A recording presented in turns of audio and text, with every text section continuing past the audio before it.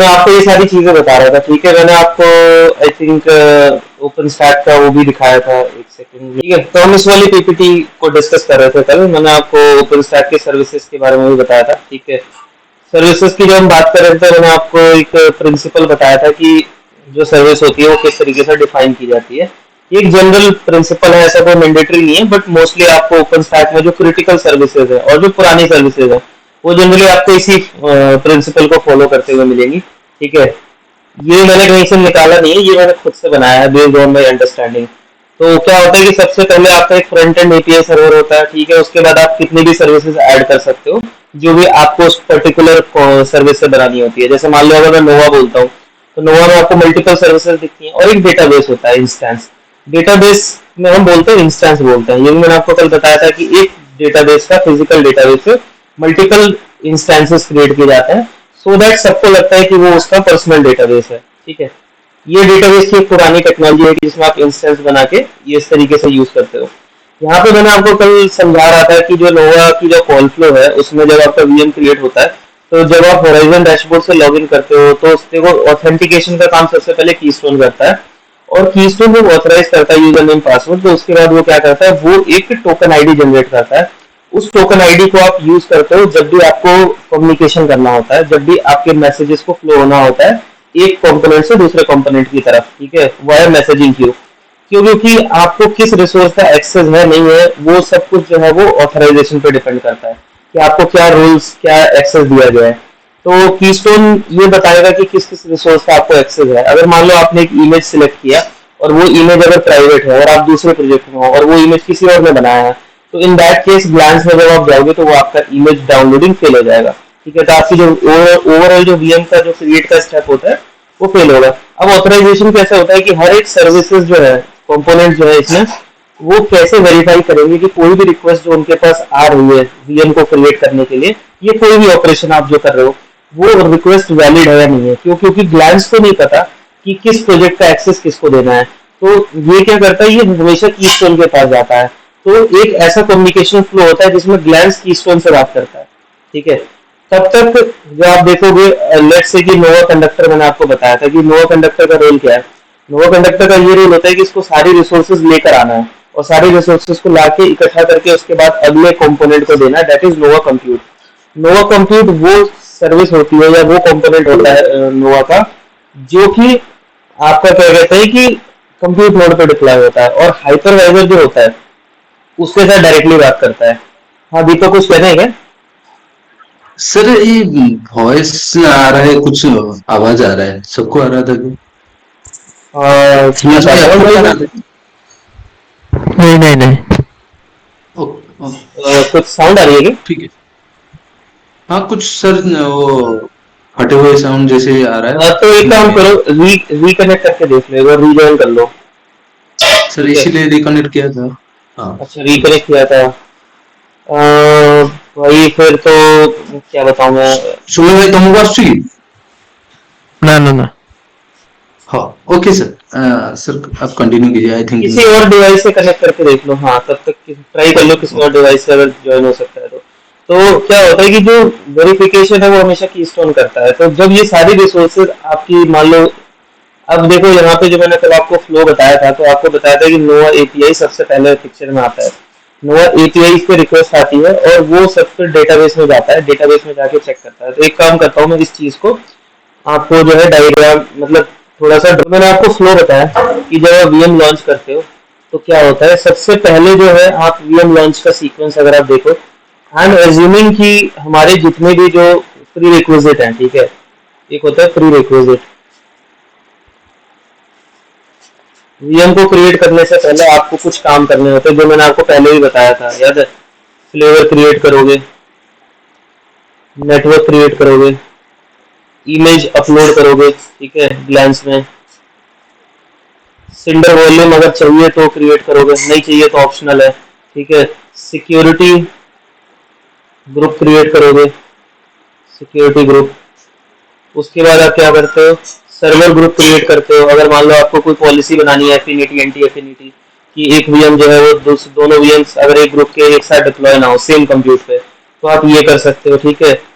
Port का option होता है कि आपको अगर एक स्पेसिफिक आईपी असाइन करनी है अपने वीएम को तो आप पोर्ट क्रिएट कर सकते हो। तो ये कुछ बेसिक प्री रिक्विजिट्स होते हैं जो कि आप करते हो वीएम लॉन्च करने से पहले। तो मैं इसको कंसीडर नहीं कर रहा हूँ। अब आई एम एज्यूमिंग कि आपने सारे काम कर लिए और अब आप वीएम लॉन्च कर रहे हो, ठीक है। तो वीएम लॉन्च जब आप करते हो तो उसमें कॉल फ्लो कैसे आता है। पहली बात है कि आप सबसे पहले होराइजन पे इंटरेक्ट करते हो, ठीक है। होराइजन से इंटरेक्ट करते हो, आप यूआरएल एक्सेस करते हो। जब आप यूआरएल एक्सेस करते हो तो ये हो गया फर्स्ट। सेकंड में आप क्या करते हो, एंटर करते हो user name password, enter credential. इसका मतलब है कि आप यहाँ पे कीस्टोन से बात कर रहे हो, ठीक है। यहाँ पे आ गया आपका कीस्टोन।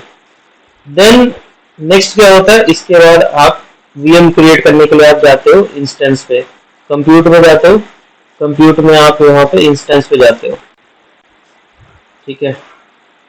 तो इसका मतलब है आपने नोवा से बात किया।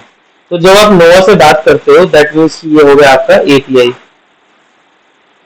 नोवा एपीआई एक फ्रंट एंड होता है जो आपके हर केसेस में काम आता है, ठीक है।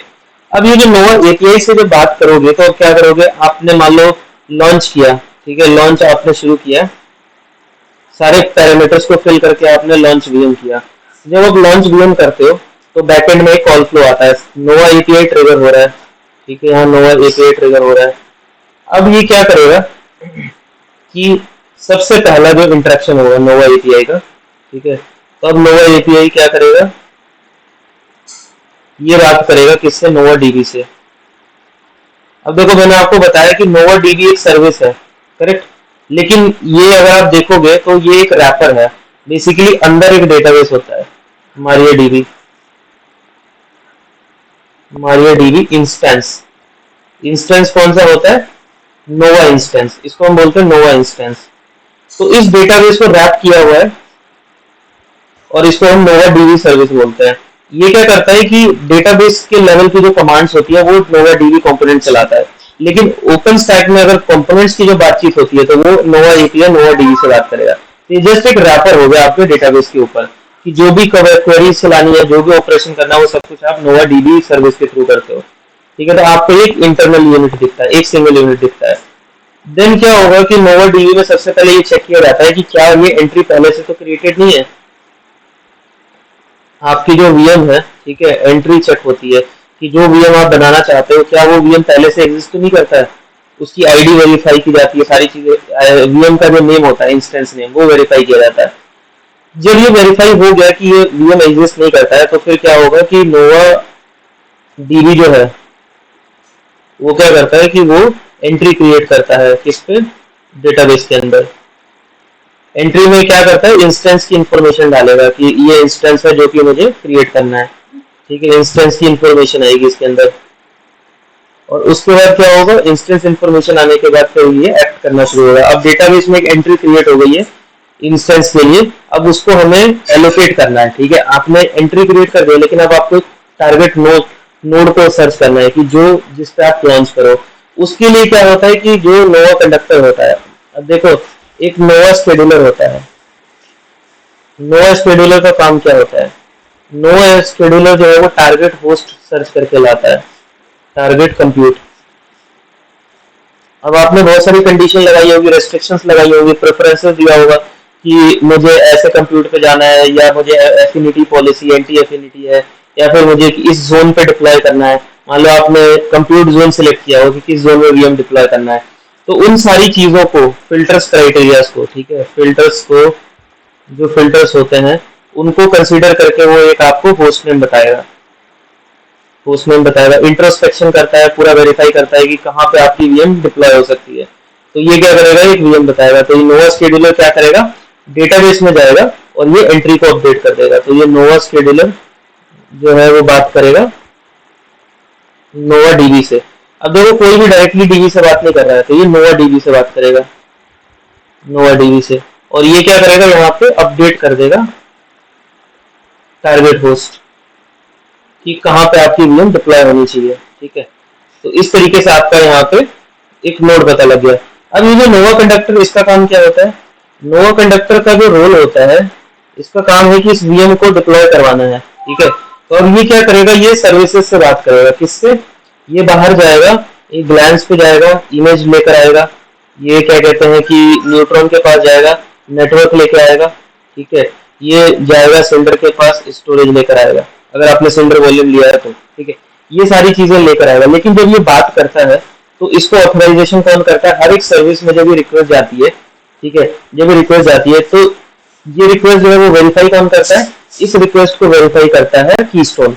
तो इस ग्लैंस के पास जब आप रिक्वेस्ट सेंड करते हो तो आप एक टोकन लेकर जाते हो, बेसिकली एक टोकन होता है रिक्वेस्ट के अंदर, ठीक है।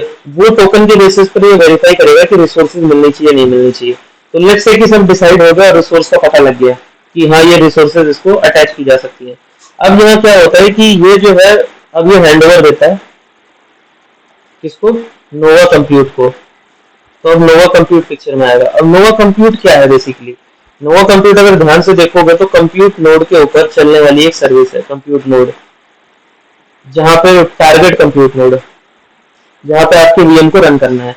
नोवा कंप्यूट में एक रैपर होता है एक तरीके से। ये क्या करता है कि जो हाइपरवाइजर होता है, हाइपरवाइजर को, क्योंकि अब आप डायरेक्टली तो बात नहीं कर सकते हाइपरवाइजर से, इसकी जो लैंग्वेज है, ठीक है, हाइपरवाइजर की जो लैंग्वेज होती है वो नोवा कंप्यूट को पता है। तो ये क्या करता है, ये इससे बात करता है और वीएम को लॉन्च, हाइपरवाइजर को कमांड देता है। तो यहाँ पे जो कमांड्स होती है वो आपकी हाइपरवाइजर लेवल कमांड्स होती है, हाइपरवाइजर लेवल। और ये फिर यहाँ इस कंप्यूट के ऊपर आपका वीएम लॉन्च कर देगा, यहाँ पे आपकी वीएम लॉन्च हो जाएगी इस तरीके से। और अब इसके बाद एक चीज और होता है जो यहाँ शायद पता नहीं मेंशन किया है मैंने, नहीं किया है, शायद नहीं किया है। ये सब जब सब हो जाता है ना, आपकी वीएम लॉन्च हो जाती है, एक और सर्विस होती है जिसको हम बोलते हैं प्लेसमेंट सर्विस। ये नोवा का पार्ट नहीं है, ये एक्सटर्नल सर्विस है, नोवा सर्विस, प्लेसमेंट सर्विस। इस प्लेसमेंट सर्विस का ना एक रोल होता है, ये बेसिकली इन्वेंट्री मैनेजमेंट करता है। इन्वेंट्री मैनेजमेंट का मतलब ये है कि आपने जो वीएम को क्रिएट किया है, इसमें जितनी भी रिसोर्सेज आपकी लगी हैं उन सब का ये रिकॉर्ड रखता है, ट्रैक रिकॉर्ड। जैसे कि आपका वीएम का नाम हो गया, वीएम नेम, इंस्टेंस नेम, इसको बेसिकली हम इंस्टेंस बोलते हैं ओपन स्टैक में, या कहीं भी इसको इंस्टेंस बोला जाता है। वर्चुअल मशीन जो है वो जेनरिक वर्ड है। इंस्टेंस का रिकॉर्ड रखता है, कितना सीपीयू लगा है, कितना रैम लगा है, ठीक है, नेटवर्क कितना कंज्यूम हुआ है, ये सब चीजें भी इंफॉर्मेशन रखता है। क्यों? क्योंकि कल को आपका जो क्लस्टर है उसमें आपने कितना कंज्यूम कर लिया है, ये सारी इंफॉर्मेशन जो है वो प्लेसमेंट के थ्रू जो है इन्वेंट्री मैनेजमेंट में जाती है। इस इन्वेंट्री मैनेजमेंट से ओपन स्टैक को पता रहता है कि कौन सी नोड पे कितने वीएम्स डिप्लॉयड हैं, कितना रिसोर्स आप कंज्यूम कर चुके हो। तो इसको आप यूज कर सकते हो, इंटीग्रेट कर सकते हो एनालिटिक के लिए, तो अंडरस्टैंड कि आपके ओपन स्टैक के ऊपर कितनी वीएम्स चल रही हैं। या हो सकता है कि आप इसको चार्जिंग के लिए भी यूज कर सकते हो, पर चार्जिंग यहाँ से नहीं होती है, पहले बता दो। चार्जिंग एक अलग सर्विस है, टेलीमेट्री बोलते हैं। ओपन स्टैक में एक सर्विस होती है टेलीमेट्री। टेलीमेट्री का रोल क्या होता है कि मान लो आपकी वीएम चल रही है तो वो रिसोर्सेज कंज्यूम कर रहा है, ठीक है, सीपीयू, रैम, नेटवर्क, ठीक है, और स्टोरेज। तो बेसिकली आप रिसोर्सेज कंज्यूम कर रहे हो। आप जो प्लेटफॉर्म होता है वो अपने टेनेंट्स को बिलिंग करता है। तो इसकी जो बिलिंग होती है कैसे होती है? बिलिंग ये होती है कि जब तक ये रिसोर्सेज अप हैं, ठीक है, जब तक सीपीयू, रैम, ठीक है, नेटवर्क और स्टोरेज, ये तीन चीजें जब तक एक्टिव है, मोटा मोटा बोलो तो जब तक वीएम अप है, जब तक वीएम एक्टिव है, एक्टिव एंड पावर्ड ऑन, तब तक ये रिसोर्सेज कंज्यूम होती है और इनकी जो है बिलिंग होती है कि कितनी देर तक आपने रिसोर्सेज चलाया, उसके हिसाब से ये सर्विस जो है वो बिलिंग करता है। तो टेलीमेट्री सर्विस जो है वो हर कंप्यूट नोड पे चलता है, ठीक है, और इसका काम होता है सिर्फ चार्जिंग में हेल्प करना कि आपके कितने वीएम्स चल रहे हैं, क्या रिसोर्सेज कंज्यूम कर रहे हैं, ठीक है। तो ये आपका एक तरीके से ये कॉल फ्लो है पूरा का पूरा वीएम को डिप्लॉय करने का ओपन स्टैक के ऊपर। इसमें किसी को कोई डाउट है, कोई सवाल है किसी का, तो पूछे। ये जेनरिक प्रिंसिपल है। सर जो हाइपरवाइजर बोले आपने, हाइपरवाइजर कमांड नहीं, ऊपर, हाँ सर, ये क्या है, वो कंप्यूट का हाइपरवाइजर का, जिस हाँ कंप्यूट में ये हाँ डिप्लॉय होगा भी है। हाँ करेक्ट, जिस कंप्यूटर पे डिप्लॉय होता है उसके हाइपरवाइजर की बात हो रही है। यहाँ देखो, जैसे लेट्स से कि आपके पास बड़ा नेटवर्क है और ये आपके पास वीएम्स है, ठीक है, ऐसे आपके पास एक बहुत बड़ा नेटवर्क है ओपन स्टैक का, ठीक है, और आपके पास ये लेट्स से ये डैशबोर्ड है, ये हो गया आपका डैशबोर्ड। ये कंट्रोलर प्लेन होगा जिसमें डैशबोर्ड है, ठीक है, यहाँ पे आपका डेटाबेस भी होगा, MariaDB, अब मैं MariaDB भी लेके चल रहा हूँ, वैसे आप कोई सा भी ले सकते हो, मैंने आपको पहले ही बताया था। तो ये डेटाबेस हो गया। अब क्या होता है कि जब आपका VM क्रिएट होता है, डेटाबेस में एंट्री होती है, सब कुछ हो जाता है, लेकिन ये एक्चुअल जो VM है वो कंप्यूट जोन में चलनी है, राइट? वो यहाँ चलनी है, इस जोन में, जिसको कि हम कंप्यूट बोलते हैं। ठीक है, इसको हम बोलते हैं कंप्यूट जोन। अभी मैंने बताया आपको कि जो नोवा शेड्यूलर होता है उसका काम क्या होता है। नोवा शेड्यूलर जो है वो टारगेट होस्ट ढूंढता है। तो लेट्स से कि ये टारगेट होस्ट है, समहाउ आपको पता चला कि इस वाले नोड पे आपको VM को डिप्लॉय करना है। ठीक है, ये नोवा शेड्यूलर ने बताया कि आपका जो VM है वो यहाँ पे जाएगा, तो आपको एक टारगेट होस्ट मिल गया। ठीक है, अब आपको टारगेट होस्ट का नाम मिल गया। तो लेट्स से कि ये होस्ट 1 है, ये होस्ट 2 है। ठीक है, होस्ट 2, होस्ट के ऊपर VM डिप्लॉय करनी है। तो हर होस्ट के ऊपर एक सर्विस होती है। ठीक है, वो हर होस्ट के ऊपर रन करता है, यहाँ भी, यहाँ भी, यहाँ भी और यहाँ भी। ठीक है, इसको हम बोलते हैं नोवा कंप्यूट। नोवा कंप्यूट ये बेसिकली क्या करता है, ये इंटरनली जो है वो हाइपरवाइजर से बात करता है। तो हाइपरवाइजर से जो कम्युनिकेशन है वो आपका जो है वो नोवा कंप्यूट कर सकता है। तो जब आपकी रिक्वेस्ट आती है तो ये हाइपरवाइजर पे जाके वो VM को क्रिएट करता है। इस तरीके से आपका जो है लोकल हाइपरवाइजर। तो जो अब लेट्स से ये लोकल है, ठीक है, ये लोकल है, ये भी लोकल है, ये भी लोकल है और ये भी लोकल है, राइट? ये सारे लोकल हाइपरवाइजर्स हैं। और जब आप एक क्लस्टर बनाते हो ओपन स्टैक का, तो इन सारे हाइपरवाइजर्स का कलेक्शन जो मैंने आपको बताया था वो कैसे होता है कि इस सारे हाइपरवाइजर्स में एक सर्विस होती है ओपन स्टैक की, जिसको हम नोवा कंप्यूट बोलते हैं। वो रन करता है नोवा कंप्यूट हर एक नोड के ऊपर, और ये बेसिकली कंट्रोल करता है हाइपरवाइजर को, हर एक सिस्टम के हाइपरवाइजर को।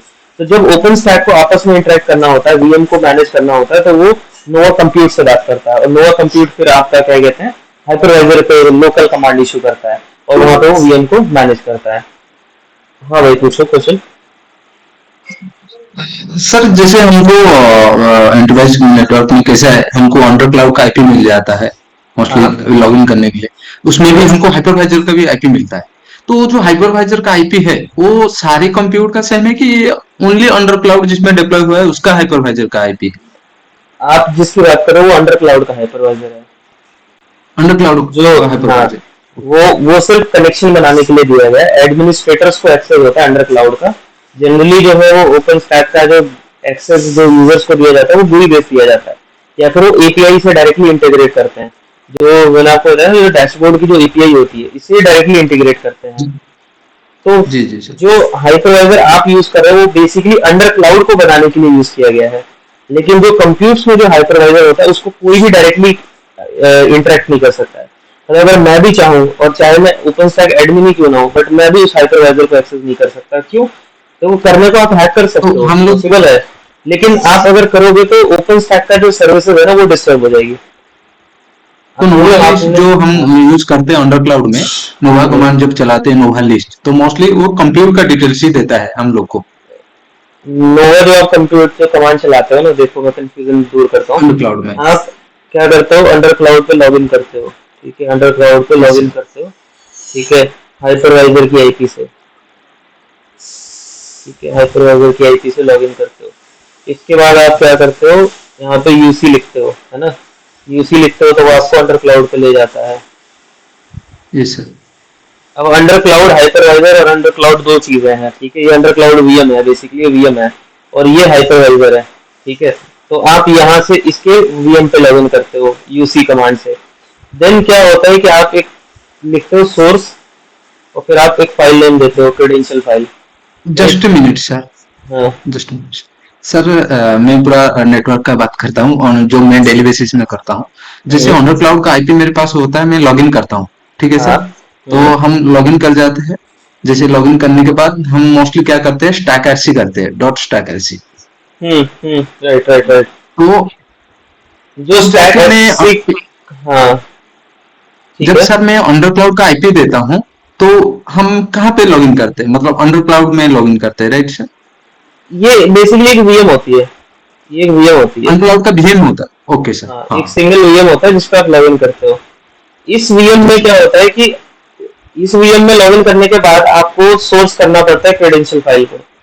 ये credential yes sir. File basically जो API सर्वर होता है ना, ओपन स्टैक का जो API सर्वर होता है डैशबोर्ड का, तो ये क्या करता है कि जो डैशबोर्ड की जो एपीआई सर्वर है इसके साथ कनेक्शन बनाता है। एक फाइल होती है क्रेडेंशियल आरसी, सोर्स आरसी, कोई भी नाम दे लो, आरसी करके लिखते हो, वो फाइल होती है क्रेडेंशियल फाइल। उसके अंदर आपकी बेसिकली डेफिनेशन होती है। आप जब कभी भी ओपन स्टैक पे लॉगिन करते हो ना वो GUI पे, तो वहां पे जाओगे तो एक ऑप्शन आता है स्टैक फाइल डाउनलोड करने का। उस फाइल को जब आप डाउनलोड करते हो तो उसमें आपको इन्फॉर्मेशन मिलती है कि आपका आईडी क्या है, आईपी क्या है, यूजर नेम क्या जाएगा, प्रोजेक्ट कौन सा है, बेसिक इन्फॉर्मेशन लॉगिन करने के लिए। तो जब आप इसको सोर्स करते हो तो बेसिकली आप एपीआई सर्वर को कनेक्ट करते हो, एपीआई सर्वर को। उसके बाद फिर आप जो भी कमांड चलाते हो, ओपन स्टैक सर्वर लिस्ट, ठीक है। तो अब ये क्या करता है कि ये जो ओपन स्टैक है ये इस एपीआई सर्वर को पॉइंट कर रहा है, और ये जो एपीआई सर्वर है ये आपका ओवर क्लाउड का आईपी है। तो आपने किया क्या, आपने जो इतना एक्सरसाइज किया ये सारा, इस आपने सिर्फ एपीआई सर्वर को कनेक्ट करने के लिए किया है। इसकी जगह आप एक दूसरा तरीका भी कर सकते थे। क्या? एक वीएम लो या कोई भी सर्वर लो, एक लाइनक्स मशीन लो, एक लाइनक्स की वीएम लो, ठीक है, उसमें पाइथन इंस्टॉल करो, ठीक है। ओपन स्टैक एक क्लाइंट है, ओपन स्टैक का सॉफ्टवेयर इंस्टॉल करो। ओपन स्टैक सॉफ्टवेयर मतलब ओपन स्टैक सर्वर नहीं, open stack client, open stack client का टूल इंस्टॉल करो। ये बेसिकली एक टूल होता है, इस टूल को इंस्टॉल करो। इसके बाद क्या होगा ना कि आप यहाँ पे एक जब ये आपका ओवरऑल पूरा मान लो ओवर क्लाउड है, ठीक है, ये आपका पूरा का पूरा ओपन स्टैक है, ओवर क्लाउड ओपन स्टैक, ये है आपका ओवर क्लाउड। अब क्या करो, आप इसकी ना एक फाइल होती है, इसको बोलते हैं हम क्रेडेंशियल फाइल, क्रेडेंशियल फाइल। इसको डाउनलोड करने के मल्टीपल तरीके होते हैं, ठीक है। CLI से भी मिलता है, GUI से भी मिलता है, GUI से भी बेटर होता है। GUI पे लॉगिन करो और वो फाइल डाउनलोड कर लो V2 V3 करके वर्जन पे, जो भी वर्जन आपको चाहिए। अब क्या होगा कि इस फाइल को लो, इस फाइल को लेके यहाँ पे सेव कर दो, इस पे सेव कर दो क्रेडेंशियल फाइल को, ठीक है, क्रेडेंशियल फाइल। उसके बाद क्या होगा कि आप इस VM पे लॉगिन करो, उसके बाद लॉगिन कर लो VM पे। इसके बाद यहाँ पे आप लिखो सोर्स और वो फाइल का नाम, ठीक है, क्रेडेंशियल फाइल। जैसे ही आप ये लिखते हो ना सोर्स क्रेडेंशियल फाइल, ये क्या करता है, ये इमीडिएटली इस ओपन स्टैक से कनेक्ट करता है और यहाँ से कनेक्ट करके ऑथराइजेशन कर लेता है। और आपका जो है ये जो क्लाइंट है, ये जो मशीन है, अब ये मशीन आपकी जो है वो ऑथराइज हो गई है, सॉरी कैसे यूज करते हैं, अब ये मशीन आपकी ऑथराइज हो चुकी है कि ये ओपन स्टैक क्लाइंट रन कर सकता है। तो जब आप यहाँ से ओपन स्टैक क्लाइंट रन करते हो तो होता क्या है कि यहाँ से जो आप कमांड फायर करते हो, ये आपने लिखा for example open stack server list, open stack server list. बस थोड़ी सी देर का है भाई, बस 10-15 मिनट, अगर रुक सकते हो तो रुक जाओ, नहीं तो रिकॉर्डिंग देख लेना, ठीक है। ओपन स्टैक सर्वर लिस्ट जब आप करते हो तो ये बेसिकली ओपन स्टैक टूल हो गया आपका, ये टूल है, ठीक है। इस टूल के इनपुट में आपने कमांड डाला और ये क्या करता है, ये फिर इसको रेस्ट जेसन में कन्वर्ट करता है, रेस्ट एपीआई जेसन में कन्वर्ट करता है। और इसके बाद ये ओपन स्टैक का जो डैशबोर्ड है ना,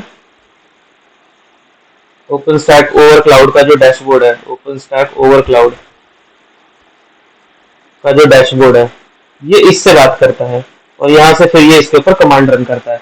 यहाँ से आउटपुट लेकर आएगा, फिर वापस आपको रिस्पॉन्स बैक करेगा। तो आपको आउटपुट आ जाएगा, ओपन स्टैक सर्वर लिस्ट का आउटपुट आ जाएगा कि कितने सर्वर चल रहे हैं। तो ये क्लाइंट होता है, आप कभी भी इंस्टॉल कर सकते हो। जनरली क्या किया जाता है कि ओपन स्टैक में ये जो क्लाइंट है ना, ये अंडर क्लाउड पे रखा जाता है ताकि आप अंडर क्लाउड से ही सारे काम करो, आपको जरूरत नहीं है ओवर क्लाउड पे जाने की। तो इसलिए ये यहाँ पे टूल रखा जाता है। तो दीपक समझ गए इसको?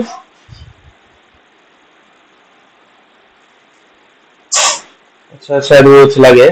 तो देखो क्या होता है कि ओपन स्टैक से बात करने के लिए दो तरीके होते हैं। ये एपीआई सर्वर होता है, एपीआई सर्वर, ठीक है, इसको हम बोलते हैं एपीआई सर्वर।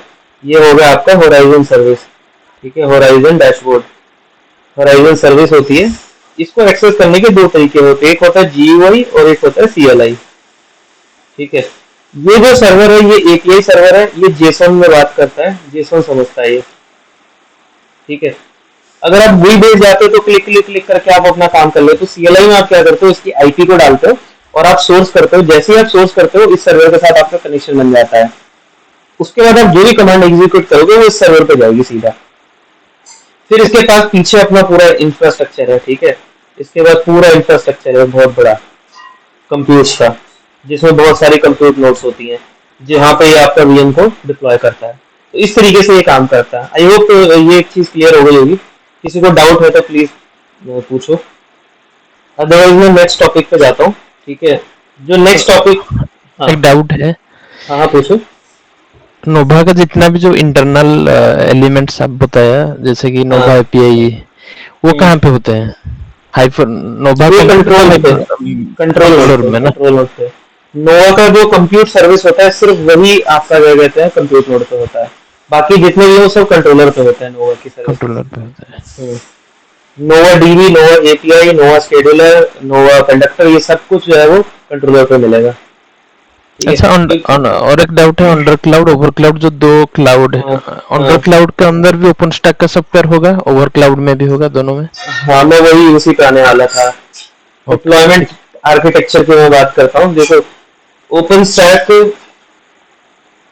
जो अब आपको इतना समझ में आ गया कि ओपन स्टैक में जनरली एक कंट्रोलर होता है और एक कंप्यूट होता है।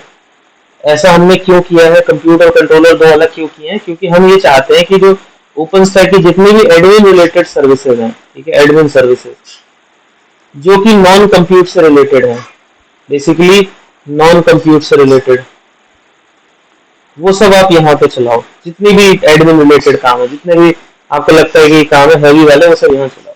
कंप्यूट नोड को आप लाइट रखो, फोकस्ड, इसको सिर्फ और सिर्फ हाइपरवाइजर के लिए रखो, और minimum mandatory services, minimum mandatory services जिसके बिना आपका सिस्टम चल नहीं सकता, सिर्फ वही सर्विसेज वहां रखो। जैसे कि नोवा कंप्यूट। अब अगर मान लो मैं एक डिजाइनर हूँ, ठीक है, एक डिजाइनर की नजर से देखो, मैंने एक नोवा सर्विस बनाई, ठीक है, मैंने नहीं बनाई बट लेट्स अज्यूम कि मैंने एक नोवा सर्विस बनाई है। तो मैं उन सर्विसेज को कहाँ प्लेस करूंगा, ठीक है।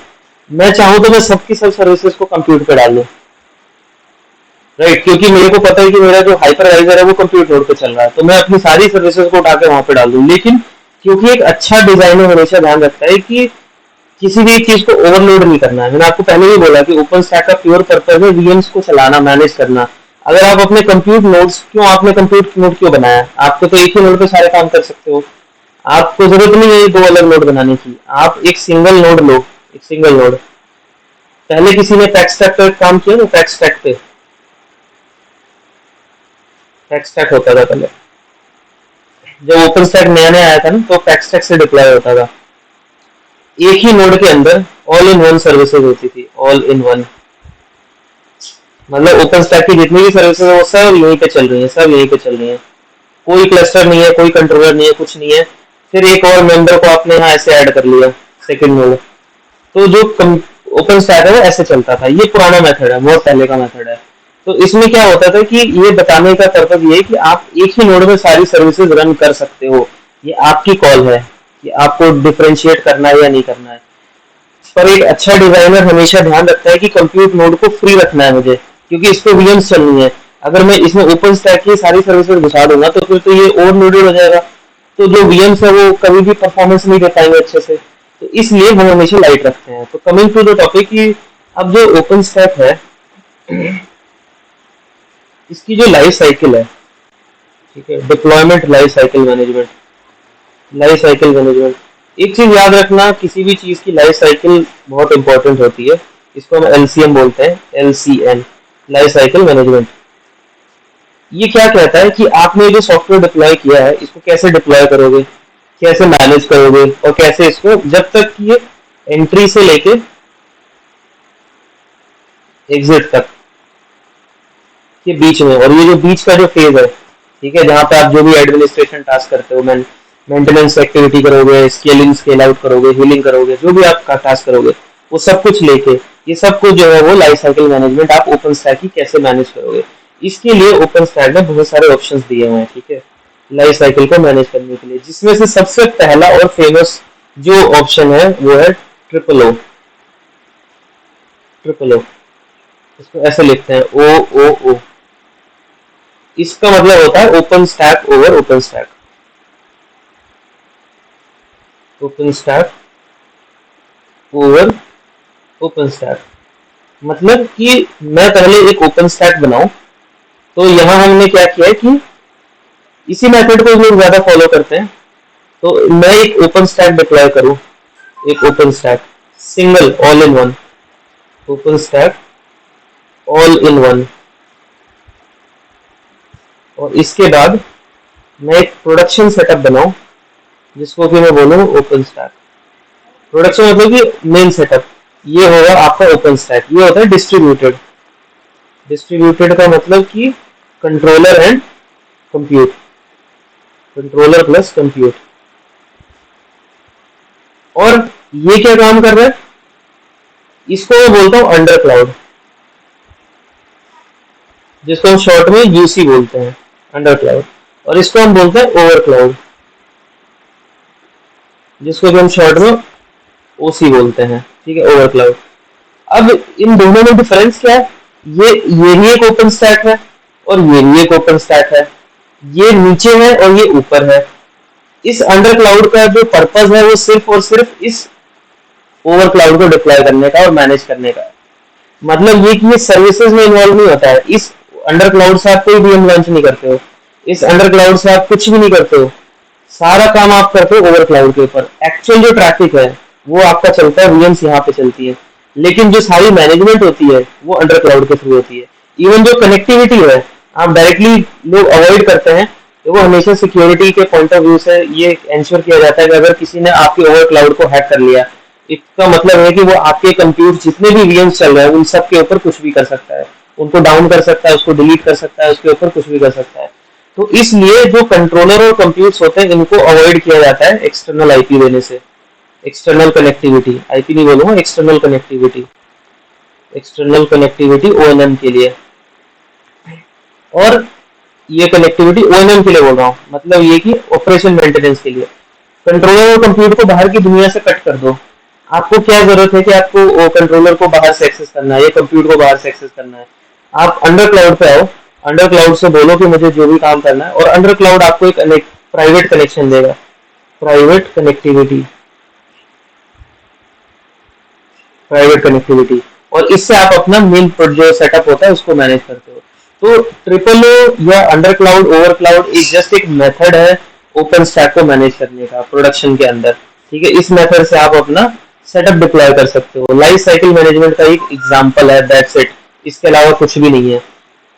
सेकंड थर्ड लिखा है ना मैंने, इसमें बहुत सारे एग्जांपल्स हैं। Let me go to this PPT. इस पीपीटी में देखो, जो यहाँ पे मैंने वो चीज दिखाई हुई है, आई थिंक अंडर क्लाउड में सारा कंपोनेंट होगा ओपन स्टैक के। मैंडेटरी सर्विसेज, सिर्फ मैंडेटरी सर्विसेज। अब आपको वहां पे ग्लांस चाहिए, बताता हूँ, वो भी बताता हूँ। देखो मैं ट्रिपल ओ पे फोकस करूंगा क्योंकि हम लोग ट्रिपल ओ ही यूज कर रहे हैं, बट मैं आपको ये समझाना चाहता हूँ कि triple O is just one example, सिर्फ वो एक एग्जाम्पल है। ओपन स्टैक को डिप्लॉय करने के बहुत सारे तरीके होते हैं। ये देखो, ये पीपीटी है। अगर आप ओपन स्टैक की, मैं आपको साइट भी विजिट करके दिखाता हूँ क्योंकि मैंने कुछ रिसेंट चेंजेस इसमें पाए हैं, ठीक है। जब लास्ट ईयर में पढ़ा रहा था तो उस टाइम पे मेरे को ट्रिपल ओ दिखता था ओपन स्टैक की साइट में, लेकिन अगर आप रिसेंट डॉक्यूमेंट देखोगे ओपन स्टैक का तो उन्होंने ट्रिपल ओ हटा दिया है। इसका मतलब ये कि ट्रिपल ओ जैसी जरूरत नहीं है आपको लाइफ साइकिल मैनेज करने के लिए। आपके पास और बहुत सारे तरीके हैं कि आप ओपन स्टैक को डिप्लॉय करके मैनेज कर सकते हो। मतलब अंडर क्लाउड ओवर क्लाउड का झंझट ही खत्म। तो ये मैं इंफॉर्मेटिव वे में बता रहा हूँ। आई डोंट नो कि जो ओपन स्टैक आप यूज कर रहे हो अपनी कंपनी में, तो वो मोस्टली कंपनीज अभी भी ट्रिपल ओ का ही काम कर रही है, ठीक है। मैंने अभी तक फिलहाल देखा नहीं है कि कोई कंपनी इस मेथड के ऊपर जा रही हो, but yes there are possible. बहुत सारी कंपनीज हैं या बहुत सारे कम्युनिटीज हैं जो ओपन स्टैक को फॉलो करते हैं और वो अलग मेथड्स को यूज करते हैं। जैसे कि ट्रिपल ओ मैंने आपको बता दिया, ट्रिपल ओ फेमस है, deploy open stack using open stack. मतलब ये कि मुझे प्रोडक्शन का ओपन स्टैक डिप्लॉय करने के लिए ओपन स्टैक चाहिए, समझो। ओपन स्टैक जो प्रोडक्शन में होता है बहुत बड़ा सेटअप होता है जिसमें बहुत सारे कंप्यूटर नोड होते हैं। हो सकता है 50 हो, 10 हो, 20 हो, 30 हो, और कंट्रोलर तो 3 होते ही है, हो सकता है 5 भी हो। तो इतना बड़ा सेटअप डिप्लॉय करने में मुझे बहुत टाइम लगेगा। तो आपने वो जंप सर्वर का कॉन्सेप्ट सुना है? जंप सर्वर क्या करता है? ऑटोमेटिक इंस्टॉलेशन करता है। ऑटोमेटिक इंस्टॉलेशन का मतलब क्या होता है कि लेट्स से कि मुझे किसी चीज को डिप्लॉय करना है और उसको डिप्लॉय करने का मुझे स्टेप भी पता है, लेकिन वो बहुत लेंदी स्टेप है, उसको करने में मुझे 3 से 4 दिन लग जाते हैं। तो टाइम सेव करने के लिए मैं एक जंप सर्वर बना देता हूँ, जंप सर्वर में सब कुछ डाल देता हूँ और उस जंप सर्वर से मैं ट्रिगर चलाता हूँ और ट्रिगर ऑटोमेटिकली पूरा का पूरा सेटअप डिप्लॉय कर देता है। तो सेम अंडर क्लाउड भी एक जंप सर्वर होता है, एक ऐसा ओपन स्टैक जो बहुत ही छोटा सा, बहुत लाइट वेट मैंडेटरी सर्विसेज है, और उसका पर्पज है कि एक प्रोडक्शन ओपन स्टैक को डिप्लॉय करना। प्रोडक्शन मतलब कि ओवर क्लाउड, मतलब कंट्रोलर और कंप्यूट को डिप्लॉय करना, ताकि आपको खुद जाके कंट्रोलर ना डिप्लॉय करना पड़े। तो आप में से जितने भी लोगों ने अपने कंपनी में ओपन स्टैक डिप्लॉय किया होगा, ठीक है, किया होगा तो अच्छी बात है, आप समझ पा रहे हो। नहीं किया होगा तो मैं बता देता हूँ कि जनरली इंस्टॉलेशन जो होती है वो ट्रिपल ओ मेथड क्यों पसंद किया जाता है, क्योंकि यहाँ पे आपको एक वीएम बनानी होती है। एक हार्डवेयर लिया आपने, उसके ऊपर हाइपरवाइजर डाल के आपने उस पर एक वीएम बना दी, उस वीएम को आप बोलते हो अंडर क्लाउड। उस अंडर क्लाउड के पास सब कुछ होता है, इमेजेस होती हैं, सारी चीजें होती है, कनेक्टिविटी होती है। वो क्या करता है कि वो बाकी के नोड्स को कनेक्ट करता है, इंटीग्रेट करता है, और वहां जाके वो आपका डिप्लॉय कर देता है। अगर वो कंट्रोलर है तो कंट्रोलर डिप्लॉय करेगा, अगर वो कंप्यूट नोड है तो कंप्यूट नोड डिप्लॉय करेगा। उसके पास ऑलरेडी इमेजेस होती हैं। आप धीरे धीरे समझोगे कि वो ट्रिपल ओ का कॉन्सेप्ट क्यों इतना फेमस है बाकी सारे मेथड से, ठीक है। इवन दो ये यहाँ से हट चुका है कम्युनिटी की साइड से, बट स्टिल ये एक बहुत फेमस मेथड है। उसके अलावा कोई कुछ मेथड्स पढ़ लेते हैं, ठीक है। जैसे open stack helm based installation होता है। ओपन स्टैक को आप हेल्म चार्ट के थ्रू भी डिप्लॉय कर सकते हो। ऐसा कैसे हो सकता है? हेल्म तो कुबरनेटिस होता है और ओपन स्टैक तो इंफ्रास्ट्रक्चर का सॉफ्टवेयर है। ऐसा इसलिए होता है क्योंकि ओपन स्टैक की जो सर्विसेज है वो भी आज की डेट में कंटेनराइज हो चुकी हैं। ये बड़ा डीप टॉपिक है, एक दिन में नहीं समझ में आएगा, धीरे धीरे समझ में आ जाएगा। मेथड्स एक्सप्लेन कर देता हूँ, बाकी हम डिटेल में डिस्कस करेंगे। कोला एंसिबल है, कायोबे है, ओपन स्टैक एंसिबल है, ओपन स्टैक चार्म है, बाइफ्रोस्ट है, ओपन स्टैक शेफ है। ये सब मेथड्स हैं ओपन स्टैक को डिप्लॉय करने के लिए। और भी देखो कुछ छोटे छोटे मेथड्स हैं। लोकी होता है, light weight OCI, puppet open stack होता है। पपेट ओपन स्टैक मैंने आपको बताया था ना शुरू में, pack stack. Pack stack basically puppet open stack था। आरपीएम पैकेजिंग की, आरपीएम लेके एक एक नोड पे जाकर डिप्लॉय करो। ये लाइट मेथड्स वाले हैं, ये जो आपको पैकेजिंग की तरह से। और यहाँ पे होता है आपका कि फ्रेमवर्क है। फ्रेमवर्क मतलब एक गाइडलाइन बना दिया गया है, एक नोड है जिसके थ्रू आप पूरा ओपन स्टैक डिप्लॉय कर सकते हो। इसमें आपको खुद से करना पड़ता है, खुद से देख के जाके एक एक चीज को मैनेज करना पड़ता है। तो एक बार मैं क्विकली आपको ओपन स्टैक की साइड भी दिखा देता हूँ, क्योंकि मेरे बड़ा मन है कि मैं आपको पहले लेटेस्ट इन्फॉर्मेशन भी शेयर करता रहूँ। तो ये रिसेंट चेंज मैंने भी ऑब्जर्व किया, ठीक है। यहाँ पे आप जाओगे ओपन स्टैक की साइड में, यहाँ पे आता है डिप्लॉयमेंट टूल। तो जो वहाँ पे आप देखोगे जो जो चीजें मैं आपको बता रहा हूँ, OpenStack Helm, Kolla Ansible, Kayobe, OpenStack Ansible, OpenStack Charm, Bifrost, OpenStack Chef. लेकिन यहाँ पे देखो लोकी भी है और पपेट ओपन स्टैक भी है, बट आपको यहाँ पे ट्रिपल ओ मिसिंग दिखेगा। ये पहले था, अभी ये वहां से इन्होंने हटा दिया है। मतलब अभी ओपन स्टैक जो कम्युनिटी है वो आगे बढ़ चुकी है। उनका मानना है कि ट्रिपल ओ से भी बेटर लाइफ साइकिल मैनेज करने के लिए फ्रेमवर्क है, जिसमें कि ओपन स्टैक हेल्म जो है वो सबसे ज्यादा पॉपुलर है। तो हो सकता है कि किसी की कंपनी में उसको ओपन स्टैक ऐसा मिले जहाँ ट्रिपल ओ जैसी कोई चीज ना हो, और वहां पे अंडर क्लाउड और ओवर क्लाउड भी ना हो, सीधा ओपन स्टैक डिप्लॉय होता हो, ठीक है। तो ये मेरा पर्पस था कि आपको मैं ये चीज एटलीस्ट समझाऊं। हाँ, किसी को कुछ पूछना है क्या इसमें? देखो जो मेरा नेक्स्ट डिस्कशन है ना वो ट्रिपल ओ के ऊपर होगा ज्यादा। तो इसके बाद अभी हम 2 क्लास करेंगे। मैं एक में आपको ट्रिपल ओ के बारे में बताऊंगा, मोस्टली डाउट्स को क्लियर करूंगा, और एक क्लास में मैं आपको यहाँ पे एक ओपन स्टैक डिप्लॉय करके दिखाऊंगा, ठीक है। आई विल ट्राई कि मैं अपने लैपटॉप पे कर पाऊँ, अदरवाइज मैं आपको एक लिंक शेयर करूंगा मेरे पिछली क्लास का, जिसमें मैंने पिछले सेशन का जहाँ पे मैंने ओपन स्टैक डिप्लॉय करके दिखाया था। तो आप उसको फॉलो कर लेना। आपको अगर कोई इशू आएगा तो आप पूछ लेना, लेकिन मेक श्योर कि आपके पास जो लैपटॉप है वो बहुत अच्छी कॉन्फ़िगरेशन का होना चाहिए। और जब आप ओपन स्टैक को डिप्लॉय करते हो उस समय आप कोई भी एप्लीकेशन को रन मत करना, स्पेशली आउटलुक या कोई भी हैवी एप्लीकेशंस को या टीम्स को, ठीक है। तो मेक श्योर कि बाकी सारी चीजें आप बंद करके ओपन स्टैक डिप्लॉयमेंट ट्राई करना, ठीक है भाई। किसी को कुछ पूछना है तो पूछिए, अदरवाइज हम आज की क्लास को